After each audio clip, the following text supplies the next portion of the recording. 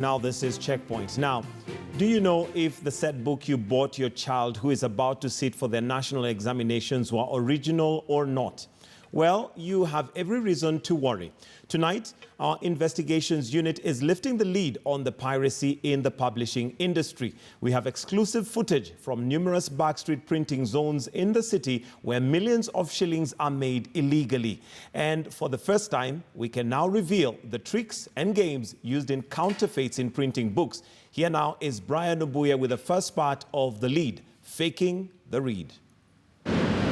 A number of companies internationally have estimated that up to 80% of their goods found on the internet marketplace are counterfeit. Australia has previously announced that it had found counterfeit items in genuine packaging. With every passing day, counterfeiting fasts are flocking the market, and so are the heightened concerns given that such goods may endanger the health and safety of consumers. Illicit trade is a global phenomenon undermining the vital concept of a free and open marketplace. In so doing, it also collapses with it the fundamental goal of competitiveness, increased investment and job creation, and improving the economic status of a country and its people. The trade undermines legitimate businesses and leaves consumers exposed to unsafe products. The World Bank has indicated that illicit trade has increased 7 times faster than legal trade since the 1990s, and that it is well over $1 trillion.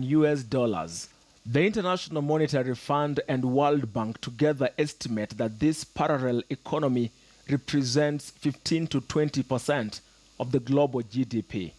In Kenya, for example, illicit trade spits on the very feet of a dream to attaining Kenya's Vision 2030 and Uhuru Kenyatta's perceived Big Four agenda. The trade has brought down our economy for years. Unfortunately, the trade survives courtesy of rogue civil servants at the Kenyan ports, law enforcement agencies, and politicians. In the publishing industry, the affairs are getting murkier every day. This form of trade, therefore, is very elaborate.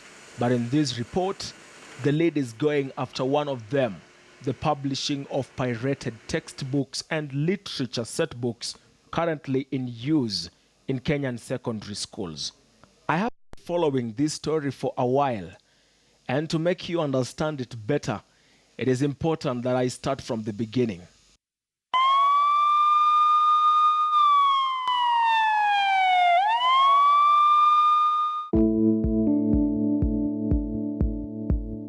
This here is Githiga High School in the interior of Kiambu County, Githunguri constituency. A few years back, I was a student here. Among the many problems we encountered was the break-ins into students' lockers, especially in Form 1 and 3. This I came to learn was happening and still happens in most high schools across the country. There was a trend about when the theft happens and what books were targeted, most of them being atlases, 4-figure mathematical tables, English literature and Swahili Fasihi set books, and the Golden Bells hymn book. Those books which were stolen, some of them recovered over the fence early on the morning of the closing day, and others somewhere made it out of school, we found out were being sold to second-hand dealers in the city. That is why everywhere you go, you will find open-air stands and, of course, parents and students buying the books. It is the existence of this business, I believe, that has encouraged theft in high schools where students want to sell the books at a throwaway price and make some little money. 7 years later, I'm reconnecting with my high school deputy principal, Mr. George Chege. Wanafunzi hata wakipewa pesa na wazazi wanataka kitu cheap. Nothing seems to have changed about him, not even his love for mix and match suits. This time around, unlike then, when we were fighting the stealing and selling of second-hand books from students and by students, we are currently confronted by another nightmare that now threatens the quality of education in our schools. a problem far much bigger than us, probably bigger than the Ministry of Education itself, the production of counterfeit books. Kwani utapata ya kwamba vitabu vilivyoko sokoni sasa ni vitabu ambavyo vinatofautiana. Unakuta vitabu havifanani jalada, baadhi ya rangi unakuta vina rangi tofauti, picha zinatofautiana hapa na pale. Hata ukiangalia upande wa kurasa za ndani, unapata baadhi ya vitabu kurasa chache zimechapishwa, kurasa zingine hazina maandishi. Na pia tatizo lingine ambalo utakuta katika baadhi ya vitabu, baadhi ya kurasa utazipata kurasa zimepigwa chapa zikiwa zimeinama juu chini. As it would appear, we are not the only people angry and stretched about this nightmare. In fact, the rest of this story is going to be hinged on a decision made by the Ministry of Education through the Kenya Institute of Curriculum Development. The Ministry of Education has been grappling with this menace for the longest time. The government, therefore, through this circular of 18th December 2017, directed that all the new set books should have a security tag on the cover, which when scratched will reveal a 16-digit PIN.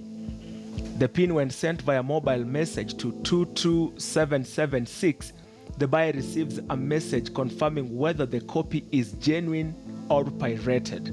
So when you talk about copyright, infringement, piracy, and the music publishing industries, book publishing industries, we're looking at the Copyright Act. Now the challenge or the nature of the law is that we have the criminal side and the civil side. So whenever you find your intellectual property is being infringed, there's those two avenues that can be pursued concurrently. Yeah. So generally we have the Kenya Copyright Board. They would oversee issues of infringement, and you would report that to them, and they pursue the criminal aspect of it. So which means myself as the owner of the copyright, I must personally police my work. The books in question are Blossoms of the Savannah, A Doll's House, The Pearl, Memories We Lost, Inheritance, Chozi la Heri, Kigogo, and Tumbo Lisiloshiba Hadithi Nyingine has been authored by Alifa Chokocho and Dumu Kayanda. All the publishers adopted the directive and secured their books, apart from the East Africa educational publishers who print Henrik Ibsen's A Doll's House. They left it out to piracy. These books are currently in use and examinable until the year 2022. So, well, I have just bought some free books from the textbook center here along Kijabe Street in Nairobi. The Pearl set book, Tumbo Lisiloshiba from Longhorn, and Chozi la Heri. Now, come with me as we explore the difference between what a counterfeit book looks like versus an original book, or rather a genuine copy of the same books. So here are the books we've just bought a while ago. Now, procedure is that by the time of buying these books, I should have actually verified whether they are genuine or not at the bookstore. So essentially, I'm supposed to scratch this part. Here's what KICD is saying. On each of these books, there is a security scratch pad. Once this is scratched, a 16-digit PIN is revealed.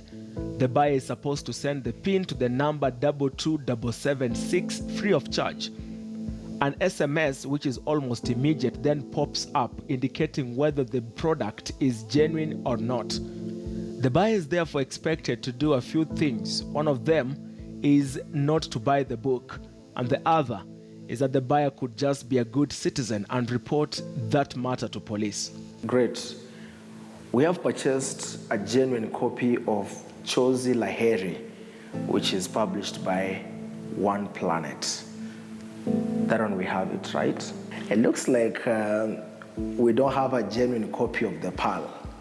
And this one, we just bought it at the textbook center. But Sirango, let's do this again. I probably might have gotten the wrong code.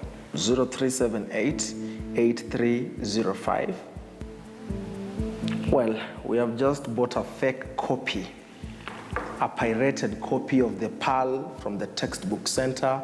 The check tag on it says that it cannot be verified.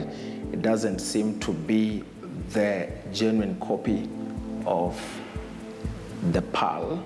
Muthoni Ndungu, or Mrs. Mwari, as we used to call her, is my former teacher of English and literature.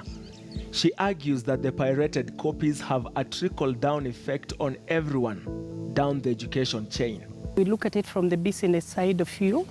Of course, there is the publisher, there is the author of the book. It is their work, it is their original work. And I would expect, of course, that they reap from the same. But when someone takes the book and prints it illegally, that person is reaping where they did not sow. That is number one. Number two, the reprinting of the books, not by the publisher and not involving the author, gives us substandard books. Publishers, on their part, say the introduction of the security tag, known as a check tag, has boosted revenue, and it has helped reduce piracy from a high of 39 down to a low of 17%. When we introduced the tags, we noted at least a 15% reduction, a 15% increase in the sales of those products without making any other alteration in our marketing activities. So that meant we were clawing back what we are losing to the pirates. And I believe the same can be said with other publishers. So the tags have helped, but will not, of course, eradicate this vice. It requires a multi-pronged approach in order to minimize or eradicate it. This crime is not a victimless crime. This is not just a book, and it doesn't matter what the book looks like. So if it's maybe not as nice as another book, it doesn't talk that much, but it does have a huge impact. Not only the publisher spending a lot of money publishing these things, but the authors are not getting rewarded for the input and the years of input and training and study that they've got in their process. And then lastly, as you mentioned a little bit earlier in that little chat earlier, was the quality of the books that you're buying. You know, pages missing, stuff upside down, ink disappeared, and just getting the right stuff at the right place. In the past, counterfeiters will get a copy of a manuscript from wherever they could and publish a book. The introduction of the security tags has made it far much difficult, almost impossible. The counterfeiters have to print the fake book and also get and print a fake tag.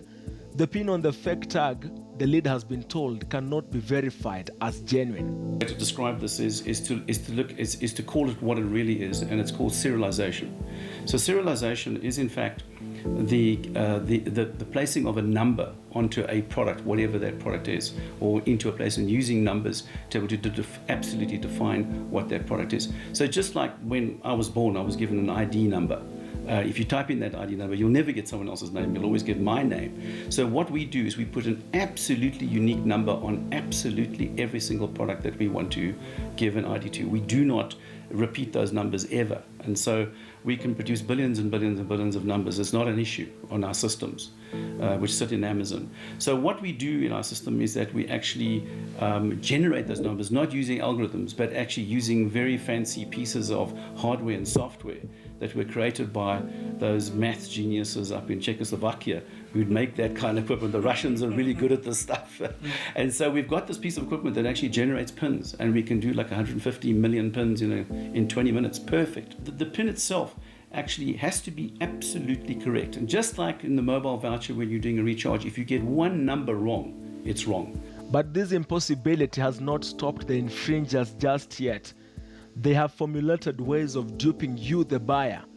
One of the ways is by duplicating the PIN numbers on these books, which cannot be verified. The tag bearing the 16-digit PIN, therefore, appears on thousands of duplicated books. Same PIN, different books. The other is by scanning and printing the cover. This means the tag cannot be scratched because it does not exist. It is just a picture of the original. In most cases, a tag is not affixed to a book, so the book is completely pirated, and no data, therefore, can be collected against such books. And then the most interesting one is that a tag has a scratch panel, but with a completely fake PIN. Sometimes digits that are less than 16, and other times they have the word original written on the book, meant to confuse the consumers. Ni zile mbinu ambazo matapeli, na simaanishi tu matapeli, kuna mtandao wa matapeli wa kutumia njia za mkato kujitajirisha. Manake yule mchapishaji anapovichapisha vitabu, ananuia kuviuza vitabu kufuata mchakato ambao unakubalika kisheria na kulingana na mfumo wa shirika lenyewe. Lakini hawa waghushi wanaparamia ile biashara wakiwa na lengo la kujinufaisha. Na kwa vile hawawezi kuvipata vile vitabu, ni lazima watafute njia za mkato kujipatia vile vitabu na kuuza vile vitabu kuwalenga hasa wanafunzi na walimu. Na mara nyingi vitabu ambavyo vinaghushiwa ni hivyo ambavyo vinatainiwa katika shule zetu hasa za upili. As a teacher of literature, I'll tell you the first thing that we do is look at the cover, the color theme. That is where we start the analysis of the text from. The cover, the theme of the cover, the color theme. And therefore, when it is different from the original text, it therefore means that the students get disillusioned. The information that the students get right from the beginning then is not true, and therefore that student is misled. So when I bought these books and realized that one of them was actually counterfeit, I went back to the South Africa-based brand ID company, which was contracted by the government to offer the service of providing the security tags. I went to them with a plan. The plan was simple. The plan was to have data gathered from the multiple verifications done by students who buy the listed literature books. We looked at counterfeit pins being verified multiple times in the system. And the pin is here, it's also here, and you know at least here was the pin number. Open evidence that the book had been pirated. When we check, if you as a user had to take your mobile phone or get onto the web and put that particular serial number in, it will go straight through the internet and via the mobile phones or wherever you're going to use it into Amazon, and in fractions of a second it'll come back and say this is a valid PIN. And what we do then for companies is that we issue PINs to them, and so when that PIN comes up, we know this is, a book PIN, and it was now issued to one of the big publishers, and it was issued on this title, and it was issued on that date, and applied onto the book. And so it actually gives us a traceability even in the manufacturing process, which is very powerful, because it allows us to put a unique identity onto that book, which allows us to track and trace that book through its whole life cycle.